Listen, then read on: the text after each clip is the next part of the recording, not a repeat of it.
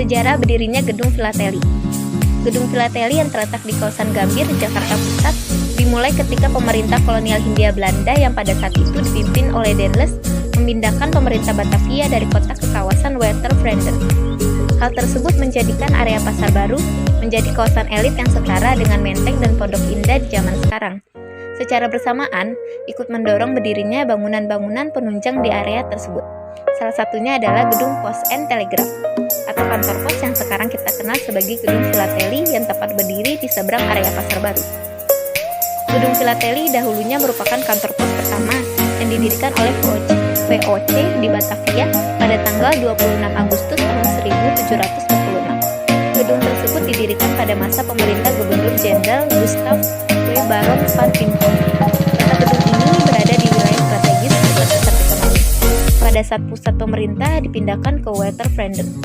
Kantor pos juga dipindahkan ke Waterlooplein di lantai dasar Istana Daendels pada tahun 1835. Kemudian kantor pos pindah ke Posweg Antiantara Schouwburg, Gedung Kesenian Jakarta di sebelah timur dan Klein Klooster di sebelah barat pada tahun 1835. Kemudian Gedung Filateli atau kantor pos Pasar Baru terletak di Jalan Raya Pos, lokasi yang strategis karena terhubung dengan Jalan Raya Pos, serta dekat dengan pusat kota yang erat kaitannya dengan kawasan komersial, pendidikan, aktivitas budaya, dan pemerintah pada masa saat itu.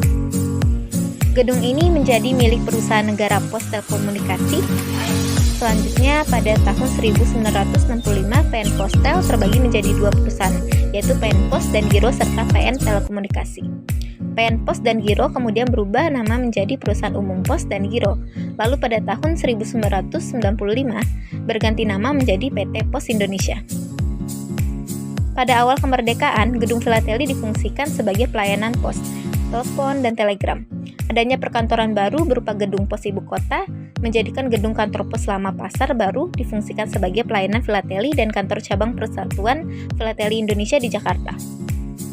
Baik, itu merupakan sejarah dari Gedung Filateli. Ya, kami dari kelompok Laboratorium Presidensi diberikan tugas untuk mewawancara salah satu pegawai atau dia dijadikan.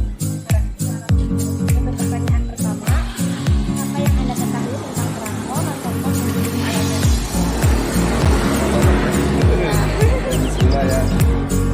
Mudah-mudahan yang benar-benar dari Allah ya. Saya bismillah. Kalau masalah perangko itu suatu alat pengiriman namanya perangko. Kalau sekarang banyak yang pakai bilang khusus, Pos Express, IMS dan lain-lain. Itu perangko ya. Perangko sekarang yang terbaru ada juga perangko Prisma, perangko identitas milik Anda. Jadi ada bisa difoto, ya, tapi perangko nanti bisa dikirim. Jadi ada fotonya, ada sendiri di situ. Gitu. Teman-teman juga bisa ya. Itu namanya perangko Prisma, ada di Gedung Filateli. Bisa foto di sana, nanti di depan ya. Bisa foto itu, nanti dijadikan perangko. Ya. Terus yang kedua Filateli ya. Filateli itu suatu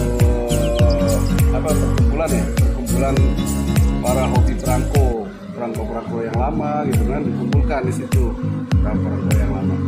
Nah, nama nama orang yang mengumpulkan perangko itu namanya Filateli. Jadi Filateli dan Filateli ya.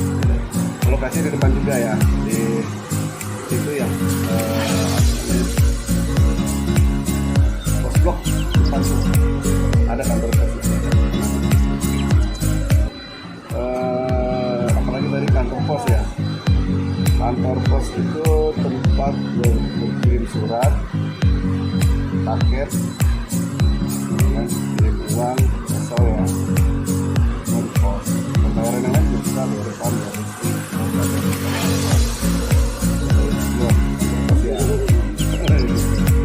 Karena ada jangan lupa kirim surat ya. Oh ya, kalau mau ke Filateli, sekarang sudah pindah, saya lupa di lantai 2. Ada perkumpulannya juga di situ. Kalau mau ke Filateli. Saya ada pertanyaan. Oke. Bagaimana tanggapan Bapak mengenai kantor pos yang mulai mengalami penurunan minat dari orang-orang yang biasanya dengan kantor pos? Harusnya peminatnya berkurang, enggak lah.